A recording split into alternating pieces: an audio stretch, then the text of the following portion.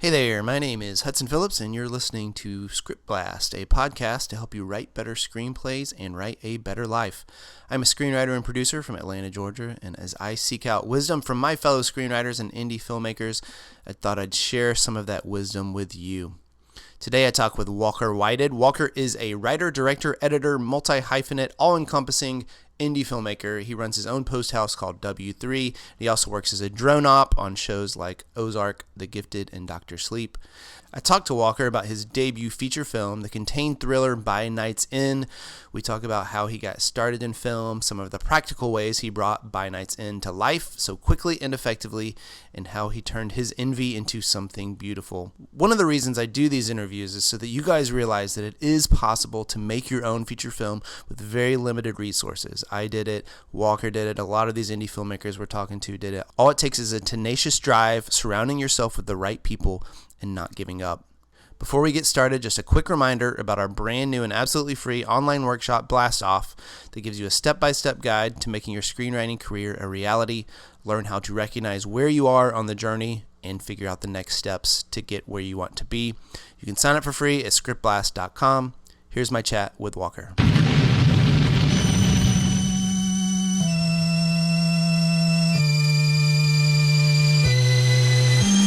Walker, how you doing, man? Good. Thanks for chatting with me, Hudson. Totally, I'm excited about this. So I just had the pleasure of watching this is your first feature film, right? By Night's End. Yeah, first one. So we are in the middle of our coronavirus COVID-19 shutdown right now. So you did a digital kind of premiere for like casting crew, friends and family, that kind of thing, right? Yeah, I've been wanting to show it to everyone for a while, but before the virus and the pandemic happened, it was just, money and trying to get find the right theater and whatnot was an issue. And then we didn't want to just invite everyone into a basement because of quality issues. We wanted to be able to quality control it. And once the pandemic happened, it was like, well, let's just stream it online and who cares about the quality, at least to get to show everyone. Unfortunately, YouTube did, it suffered the quality, but at least people were able to see it. And people were able to interact while watching and stuff, which was really cool to experience from my point of view, because I hadn't seen any of the film. I'd seen the trailers you'd posted and stuff, and knew some of your crew and stuff. So it was really cool to just see the energy around your cast and crew and how much they loved the film and loved the experience of making the film, even more importantly. So I want to get into a lot of that. But first, let's kind of go back, because this is cool, because we follow each other on social media and we've met a couple times, but I actually don't know all that much about you. I know you're kind of a multi-hyphenate writer, director, editor, that we first met at your dad's screenwriting class. So I'm curious, did you grow up around film, in and around all that? No, I don't. I've been wondering this the whole time. Why? So he's been an English professor all my life. He's taught Shakespearean classes and this, that, and the other. Gotcha. Smartest person I've ever known. But he doesn't like watching movies. They stress him out. So I don't know why he was teaching a script writing class. Like, he learned script writing from books and all that before he taught the class. So I don't really know where all that came from. But obviously he's so smart that he can pick it up like that, I don't know why he hasn't written a book. He should be a screenwriter. If I could get him to write a script with me, I think that would be insane. That's funny. So he was a English guy writer, and then you're the one that kind of fell in love with film then. Yeah, exactly. So I grew up on James Bond movies and Indiana Jones movies, and I just loved the action and the characters and so yeah, I got into movies pretty early based on action-y kind of fun movies, adventure movies. Right. And yeah, no one else in the family really. No one's in the business. No one was really that into movies. I'd make stupid little music videos and little things when I was a kid and in middle school and stuff. And then in middle school, we made a music video for this video class we had. And I think that was the first point where I was like, oh, this is really cool. We made something cool. It was the best project in class. I'd like to keep trying to learn how to do this. So, in high school, it was working for an airsoft store where we did all their online videos, and we kind of did these I don't know if you ever watched Top Gear, but We did Yeah. kind of Top Gear type reviews for airsoft guns for them, and people Huh. really loved those. And so it was just kind of, continuing down that path of like figuring out how to get to the bigger thing, which moved me into editing. I was a PA on a movie, and it was a really indie movie. I mean, like, we all know the beginnings of making a movie, and they didn't have Right. an editor. And I was like, hey, I've done a lot of editing on smaller things. I'd like to do a feature. I got to Oh, know the that's director amazing. really well.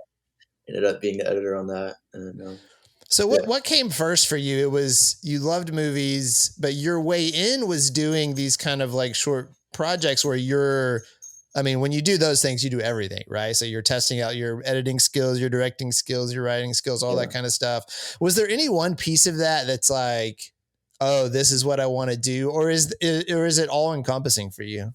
I think it was editing mostly because I realized like it just made sense in my head. Like I understood beats and I understood pacing and I understood how to feel things out. And with a lot of the early projects, like writing wasn't. I mean, it was a deal. It was a big deal, but it wasn't a big thing. I'm thinking about like the airsoft videos. We'd have to write a script about the airsoft gun, Right. and then we'd include little funny jokes throughout it. But it was kind of like making it up as we went. So Yeah. like the editing was really where we sat down and it was like, okay, this is, we had to bake a pie now and we had to follow instructions or whatever, Yeah. this is where more of the skill, I guess, in my mind came into. So I think editing was kind of that first thing. Gotcha. So a lot of your education, it seems like, was making stuff. Did you go to Oh yeah. school for film or anything like that?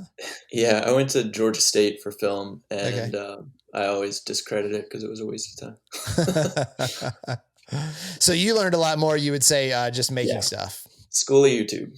Yep. Yeah. Making stuff and watching videos and Because this is a writing podcast, we talk about writing, and I'm a big yeah. believer that writers need to be making stuff.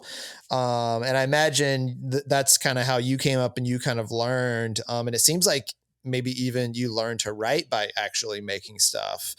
Because there's Yeah. such a difference of writing something on a page and then seeing it come alive and seeing how collaboration influences it.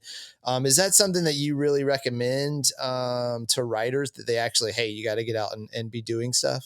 Oh yeah. So that script writing class you're talking about with my dad, that was like my main point when I went and talked to them. I went and talked with I don't know if you know producer Jason Wynn. I went and talked to his Uh-huh. class over in North Georgia, I think.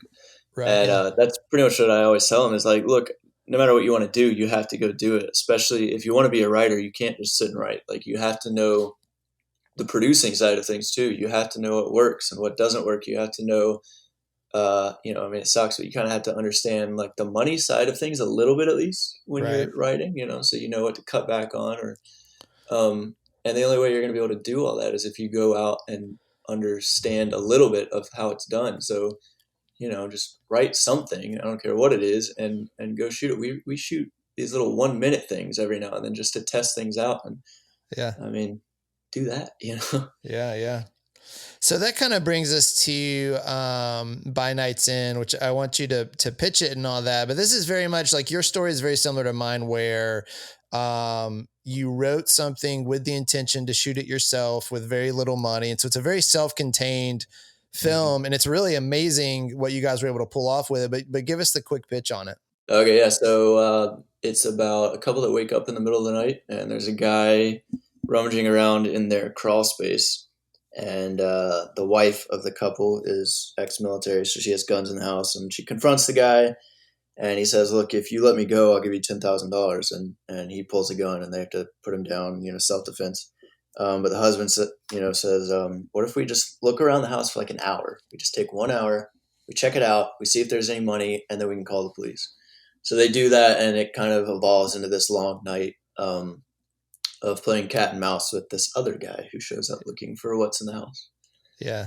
And it's such a brilliant idea to me, because I think when you first pitched it to me, that's just like how many times, every time you move into a house or move into a new apartment, you fantasize about, oh, what if I found, a $10,000 stashed in the wall or something, right? Like that's something so core to us.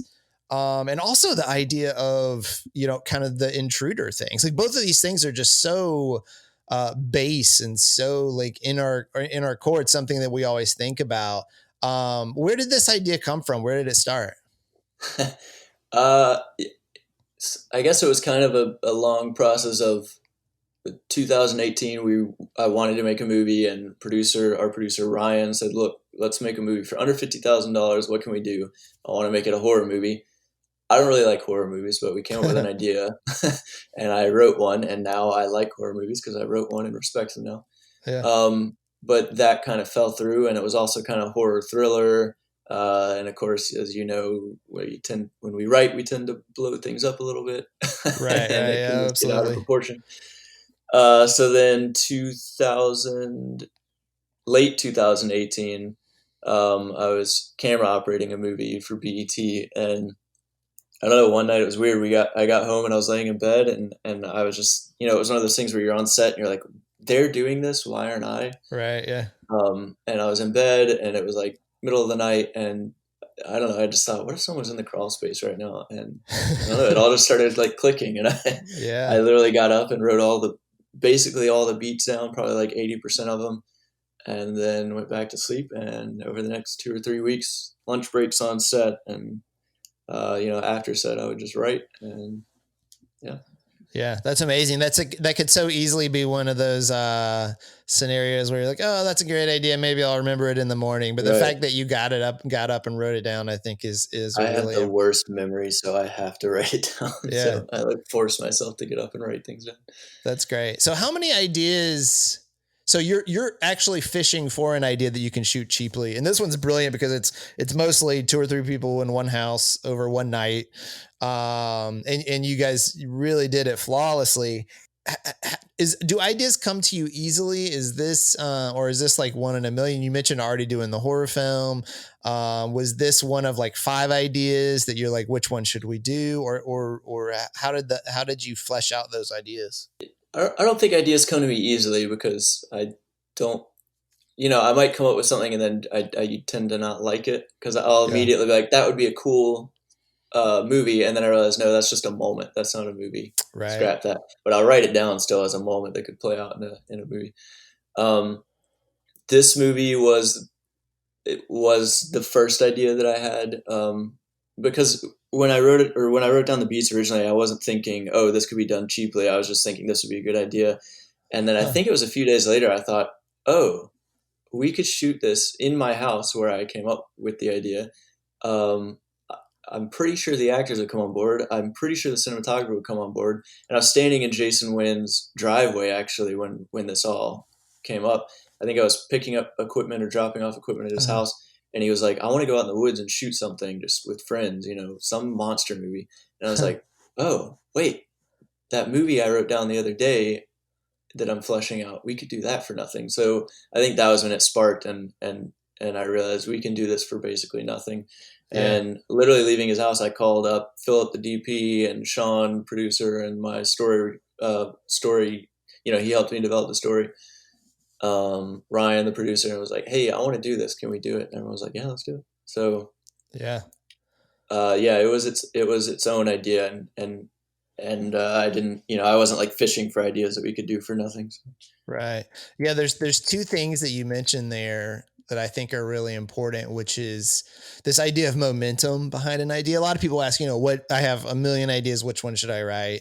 And generally my answer is, well, write the one that you're most passionate about and the one that has the most momentum, right? You kind of follow the momentum. And in your case, the fact that you got up and you were able to beat out, 80% of the kind of beats of the thing, that it just happened, right? It just clicked. Like you could immediately see it. Like that's momentum. And then the second thing you said was that you reached out to your collaborators and they were all immediately on board, and that builds momentum, right? Like there is this kind of forward movement that's required to take an idea to completion. And I really do think, and that's the other reason why I think creating things is so important, is because you have those collaborators, and collaborators act as those momentum builders. They act as kind of when you get stuck, they keep you going. They're accountability partners, right?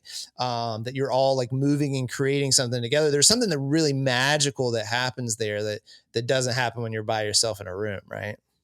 Oh yeah. I mean, I always say the best part of directing, and it's also the writing is the collaboration, because I mean, you can't do everything yourself. So, Yeah.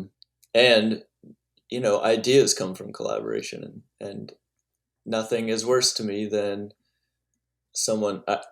This is dumb, probably, but I'm not vain at all, so I Yeah. don't like the credit a film by, and I don't like Right. people who are like my movie, blah, blah. And I've kind of gotten to the point where I realize I have to call it my movie to like get points across and like Sure. talk to distributors and all.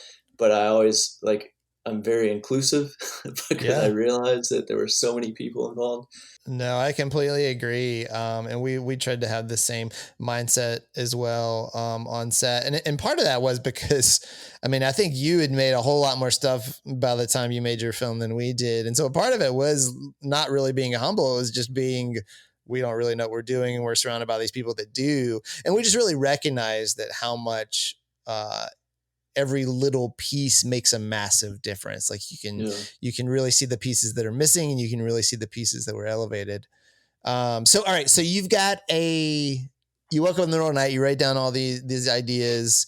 How did you get from that idea section to a finished script ready to be filmed? That's a good question. I think I block a lot of things out once it's done. Right. But I think what happened was I remember writing during set, while I was working on a set, and writing afterwards, and just trying to keep the momentum going and get it all down on paper. After I had a first draft, it was, hey, everyone read this, give me notes, and let's start pulling stuff out that doesn't work. But that happened even all the way up to production. Right. And then, of course, through editing, pulling things out that ended up not being necessary. So talk a little bit about, I love the fact that you're just like, hey, I'm on set and I'm writing in the extra moments that I have, that it doesn't require, a full day to sit down and knock it out. What's kind of your process? How do you get into flow quickly and, just kind of write on demand like that? Writing on demand for that was because I was on a set of a movie that I wasn't a fan of, and was kind of annoyed that it was being made for how much money it was being made. So I think it was just kind of, I don't know if this is bad to say, but I think it was kind of out of spite.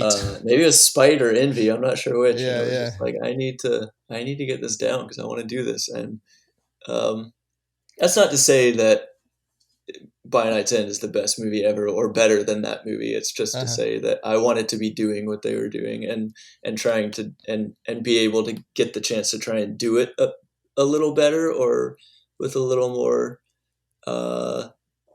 intonation, I guess, if that makes sense. So a lot of people write their first feature. I know this was not your first, but with the intention of shooting it.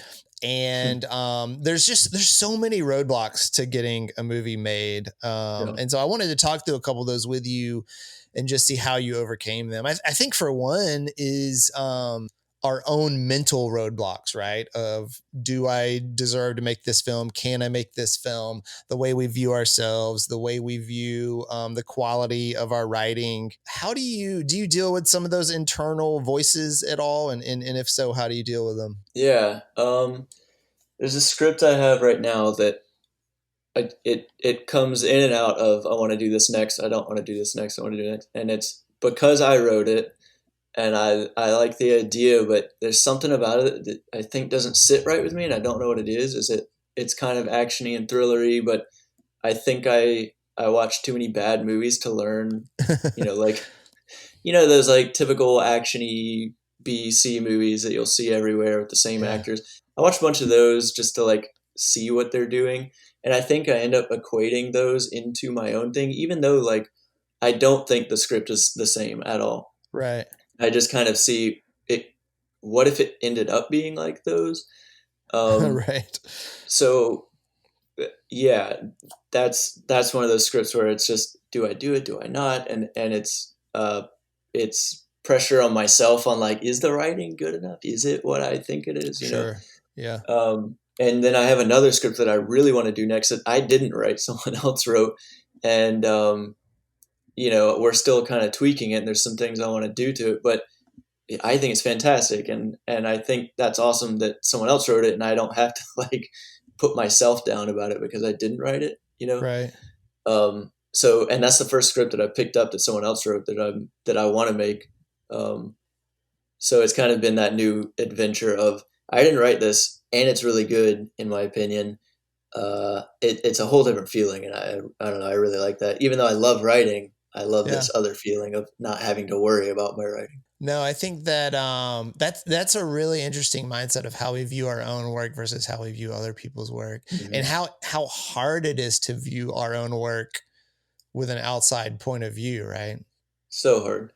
But I think a big part of that is what you mentioned of like, hey, sending it to your collaborators, getting notes, and so how long was that process for you guys of writing that first draft, of getting the notes? How long between that kind of first idea and then being on set shooting? So when I started the idea, it was October 2018, and we started shooting late February of 2019. So it was very short. Wow. Yeah, but it was just kind of, we probably could have taken longer on script notes and things like that, but it was just one of those things of like, look, I know we can do this. Let's do it, and let's see what it's like, and let's experience it. And the season was right. I really wanted to shoot it in the winter or whatever, into winter. So it was really short. Yeah, I think that's very similar to how we got our film going as well. And I do think there's something really key about that of just, hey, let's set a date, let's do it. Because if you wait for the right moment to do something, it will never, ever come, right? Like you have to kind of jump in before you're ready, which is kind of like that's true of the entire industry, right? I mean, like we're all just kind of jumping in before we're ready. But I think that goes back to that mental thing too, is so often we're like, do we deserve this? Are we ready for this? Do I have enough education? Do I have enough skill? And the truth is, no, you don't, but you never will, right? It is just about doing and making, and skill comes from the doing and making. Right. Yeah. I see it a lot where I think people out there trying to do it for the wrong reasons. They're like us, we want to do it. We have that need to do it. So we're going to do it to learn to do it better the next time. Yeah. And that's what we keep saying on this film. Like, if this part doesn't work, or if this little thing didn't work, well, what did we learn to make it better next time? Which, we learned a bajillion things, as I'm sure you guys did, on how to do things, differently next time. But there's so many people out there that I think are just trying to do things for, is it money or fame or whatever. And I see it all the time, but they're not taking the time to learn. Yeah. And that's, I think, the biggest issue. I mean, even the biggest directors and cinematographers and editors and writers in the world are learning every single time they do a new project. Right. So. Yeah, absolutely. So one of the big hurdles for writers making their own films is funding, right? Which a big part of that is that you intentionally wrote something to be made for as cheaply as possible, but that many people on set for that many days is just an expensive thing, no matter what you're doing, right? So I'd love to hear just kind of how you guys got your funding, and then kind of B, what tips do you have for keeping costs low in what you're writing? Yeah. Funding, I have learned, will never be there. Right. It doesn't matter who that's rich. They're going to poo-poo your idea, and they're not going to be interested in it, and they're going to be worried about investment, because that's what they do. They're business people. They're worried in investment, and films are bad investments, as we know. Right. Yeah. I was tired of waiting to figure out how to get the money and where the money will come from. So this idea, I thought we could do for $50,000 or $15,000. Yeah. That was stupid. It turned into, people don't want me to say this, but it turned into under 30K. But which was fine, because we had the collaborators, the producers, and whatever came together and just kind of put the money forward. And we found one other guy who came in as an exec and put some money forward as well, awesome. who we had done some projects with and was an actor. And so it was the people around us again. Yeah.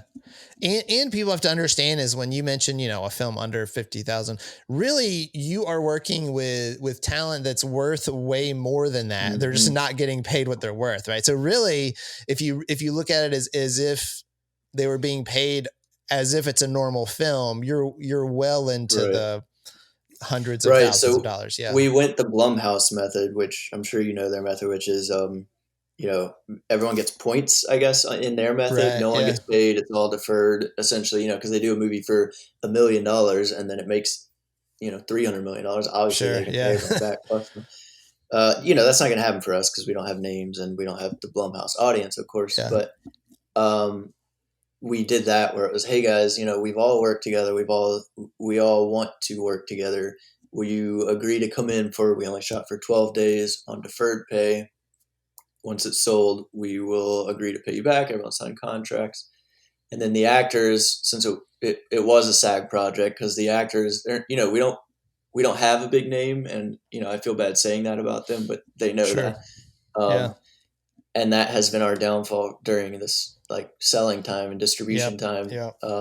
Everyone's upset that we don't have a big name, which sucks. But I knew that would be a hurdle, and I still wanted to go forward.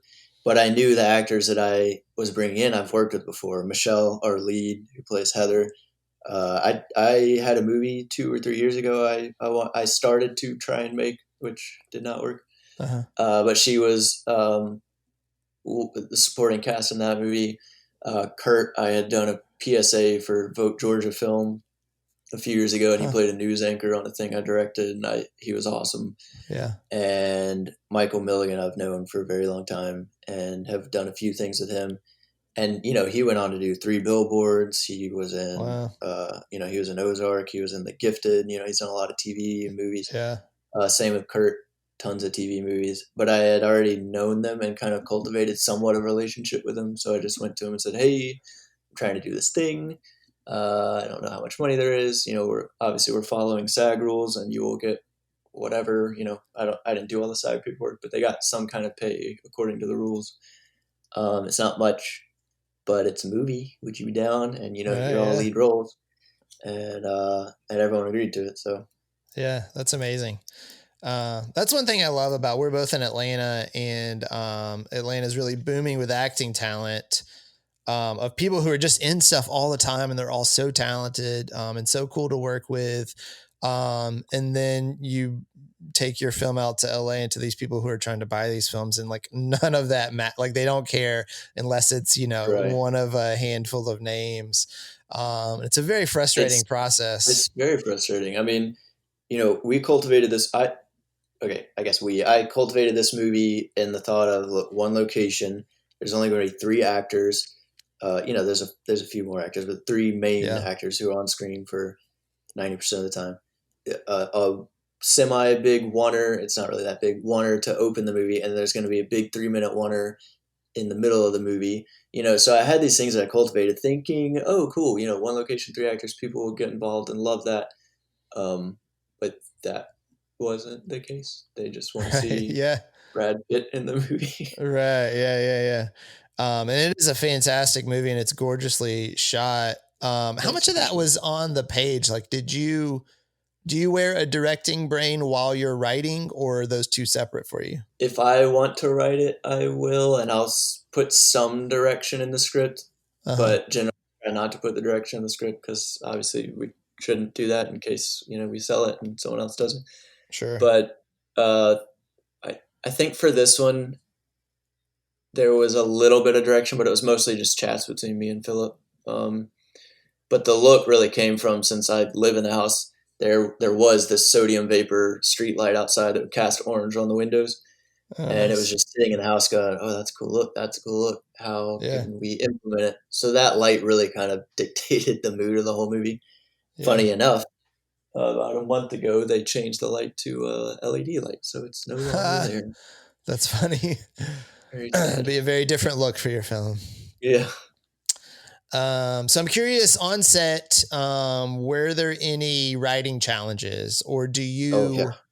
Okay, so you're still rewriting as you're going? Yeah, there was the pivotal scene in the movie, if you remember, was when they find the radio on the guy that they kill in the beginning. And then that's when they find out there's someone outside waiting on this guy, listening, whatever. The scene was not working at all on set. Gotcha. And it was because I had originally written it as like this thrillery idea of where the guy somehow he can't see in the house, but for some reason when they turn the radio on, he knows it's on and can be like, "Hey, I'm watching you," whatever, you know. All right. Yeah. But as we were doing, I was like, that doesn't make any sense. You can't see in the house. How would that work? So at lunch, I was like, this doesn't work. The scene isn't working, and if the scene doesn't work, you know, we're screwed. So I went out and got lunch, sat in the yard, and rewrote it. And what you see on screen now is they turn on the radio, and he's just yelling and being crazy. Right. Yeah. Yeah. It's great. And it works so much better for his character, and I think really helped make the scene. And you know, we came back from lunch, we reshot, and I was like, oh, okay, now it works. That feels much better. So that's awesome. that was So, sure. what about in editing? Because I know we recognize just so many things. Like I was amazed how much writing you can actually do during the editing process. And since you have an editing background, I'd love to hear kind of your editing process on this and how much you were wearing that writer's hat in editing as well. Yeah. Still definitely was. We cut the whole movie together, and it's a short movie. It's only an hour and 25 minutes, and probably full length. That's like an hour 32 or something. So, you know, there wasn't a lot we could cut, but we did cut what we thought we needed to. There was a scene that a few people on the team thought wasn't practical to being a parent, and I am not a parent, but I thought the scene made sense, and they said we should cut it. We cut it for a while; it was gone, and then I thought it was not right without it, so I put it back in. And then there's a scene where they're on the back porch, kind of arguing about what's going on, and we kind of realize that they're kind of reiterating a lot of what we already know. So what's the point of it? But we couldn't cut the whole scene because when they go outside, they realize we haven't looked in the shed out back. We need to go back there. That whole scene we made up in the edit. So we stripped everything out, and we had a few shots of them looking at each other, and then we dropped in some ADR when we're not on the character of what's happening, and then we went to the shed. So even that, it was okay. We need to write some ADR, and we need to rework the scene and rewrite it so that it still fits the narrative and moves us along. I love stories like that because it's the magic of movies, what you're able to do. It's always amazing to me. There's my favorite scene in the movie. They're just sitting in the hallway together, and it's finally kind of the moment where they're coming together, and we realize they're not as broken of a couple as we thought they were. On page, the scene takes place where Kurt is like changing and taking off a bloody shirt and putting on a new one, and Michelle stops and looks at him, and you kind of see that spark of like, oh, she still like looks at him like a, you know, in a marital way, right? Yeah. But we had some continuity issues, so on the day we had to rework that scene, and you know, we didn't have the blood and the shirt or something. I don't remember what it was, but the shirt had already been changed in another scene for whatever reason. So like, oh crap, how do we redo the scene? Because I need that beat. That beat is what gets us to the third act. Yeah. And it changed to, oh, we could strip all dialogue and let's just have them be together in this hallway on the floor. And it's my favorite scene in the movie, and it just came together on the day. That's awesome. So I want to talk about, because you said you grew up on these action movies, and I'm assuming that's what you really want to do. But that's also the hardest to do on a small budget. And I was actually, that's one of the things I was most amazed with. I mean, it's a great kind of tension-filled film, but in your kind of third act, without spoiling things, it gets pretty actiony, and it's really, really well done. So I'd be curious of, where do you find this middle line between these large ambitions and lack of money is really what it is all about. Is that still, like, have you fallen in love with the small, or is your goal still to make big giant films? I still want to blow stuff up, but no, on this, you know, John Wick had come out and Atomic Blonde and all those. So it was like, how can we do fight scenes that, you know, I guess a long time ago we loved cutty action scenes, but you know, now it's like we realize, okay, we need to see things happen and we need to slow it down. How can I do that to test myself? Keith, our stunt coordinator, has done Marvel movies and, you know, stunts and biggest movies you've ever heard of. So he came in and kind of helped develop the scene, the fight scenes. And Michelle was a stunt double, or, she's done stunts in Zombieland and tons of movies, So she had already had fighting background. So literally I just said, guys, I want to come up with this fight scene, but I want to do it as in very small shots. I said, here's one shot, here's another shot. I kind of walked them through the shots, and then they developed the fight. And then the crawl space fight, it was kind of the same thing. I was like, I want to do a fight in this 4-foot tall crawl space. And everyone went, what? How are we going to do that? And I said, exactly. It's going to be awesome. When have you seen that before? Right. And they went out in the yard and developed a fight scene where they can like lay down and kind of fight. So yeah, it was kind of about setting and restriction. Yeah. Less cameras and less movement and stuck in a small space. How can we make this really interesting and still fit the narrative? Because, I don't think it's a spoiler. You can see it in the trailers that Michelle is bloody. She's not invincible, Sure. She's just because she was in the military, she's fighting for her life, but she's not like the best fighter in the world. So I wanted it to make sense for story, and they pulled off some cool stuff. Well, that's what I love about that is just that line of thinking. All right, we can't have a horse riding through New York City, right? But what you can do is come up with a really clever thing that you haven't seen before, a fight in a crawl space where you can't even stand up, right? I mean, like when it was such a cool scene and really well done. And it's what makes your movie stand out, right? It's what gives it a personality, and what makes it compete with the bigger thing is because you're doing things that they would never do because they don't have those restrictions. And I'm a big believer in, I think that's what makes low budget film so fascinating and so interesting is restrictions really push creativity. Yeah. I would love to get to the point where I don't have to have the restriction to see what that's like, obviously. Right, yeah. But I agree with you. I feel like, I mean, we've heard this a million times from some of the biggest directors in the world that restrictions and less money makes them work harder and think harder. Right. But I would love to know what that difference is actually like, you know what I mean? Yeah. And I have a feeling that no matter how much money you have and no matter how many people you have, there are always some restrictions, right? Sure. No. Studios telling you what to do. Totally. Yeah. Yeah. Cool. Well, let's, I always wrap this up with the same 5 questions. So I'm going to do, these 5 questions really quickly. First is, what do you write? I write fun and, engaging content. Awesome. Are you like sitting on like some really awesome, like big budget action adventure things that you really want to do? Yeah, I've got a lot of scripts that are kind of various completion rates or whatever. Yeah. The first script I ever wrote, I started when I was senior in high school, and weirdly enough, I still really like it. Huh. But I had been writing it for like 5 years. I want to go back through it, but it's like a $30 million thing. It's like war in Atlanta, and the Federal Reserves are under attack, and it's nuts. That's awesome. And is that something? Are you curious in writing something that you would sell, or you only want to write to make stuff yourself? No, I would sell. There's a few scripts that I would sell. One of them I wrote one summer as like a blockbuster-y, like typical action, like goofy comedy that, Seth Rogen might do, where it's just dick jokes and stupid stuff like that. And I wrote it as a point to, I wonder if I could sell this. And I pitched it to this company who was really interested in it, but they said it wasn't right for them at the time. So I was like, okay, I made my point that this is dumb and it's nothing I would ever make, but it is what sells. So I would sell that if, one day. Yeah. No, that's fun. All right, cool. What's your proudest accomplishment? Writing and making By Night Sim so far. How do you define success?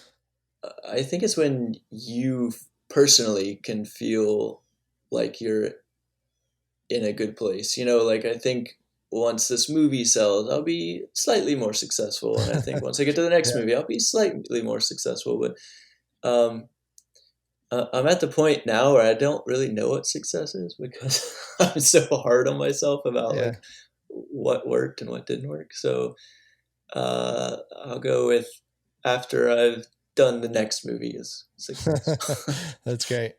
What writers do you most look up to and why?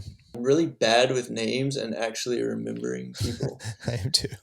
But I don't know who wrote Collateral, but whoever wrote that is very inspirational. Yeah. And I know in about 10 minutes when we're done with this, I'm going to think of about 5 names. Is Collateral one of your go-tos? Like, oh, if I could have made any movie, it'd be that. It's probably up there. Yeah, it's one of those movies where like everything works and the writing is so damn good. It's pretty flawless. I would say probably Joe Carnahan's writing. I really enjoy it. If you've seen The Gray, yeah, I think The Gray is probably one of the best movies of the 21st century. The Wolf movie. I really enjoy him. Shane Black, I think he wrote The Nice Guys, right? I put that down as my favorite movie of the past. No, I love that movie. I just rewatched it the other day too. His writing is fantastic. I agree. Okay, last one. What advice would you give to your younger self? Have patience and chill out. Great. I still need patience desperately, but it's it's not an industry that you can be impatient in. Right. 21-year-old you is not going to get the chance to make a movie. Unfortunately. Yeah. Unfortunately. Cool. So where can we find more info about you and By Night's End? How can we keep in touch to make sure we know when it comes out and all that? Yeah, the Instagram for the website for the movie is By Night's End Movie. We're posting BTS and information on, when it sells there. I'm on Instagram at Walker Whited. That's pretty much all I use is Instagram. Cool. Great, dude. Well, thank you so much. This was great. And it was very inspirational. And I love hearing these stories of people who just get out and do it and really push themselves and do whatever it takes, So this was great. Thanks for having me. I love chatting and realizing that I've probably been saying gibberish all the time. It was great, man. All right. We'll talk to you soon. Thanks. Bye. Thanks again to Walker for opening up about his personal experiences making his film. If you're looking to take that next step in your screenwriting journey, I'd love for you to check out Blast Off, our free 1-hour workshop to help you launch and accelerate your screenwriting career. Sign up at scriptblast.com. If you're really enjoying the podcast and looking for a place where you can find other like-minded screenwriters, check out our community Facebook group at facebook.com/groups/scriptblast, or you can reach out to me personally at hudson@scriptblast.com. We'll see you next time.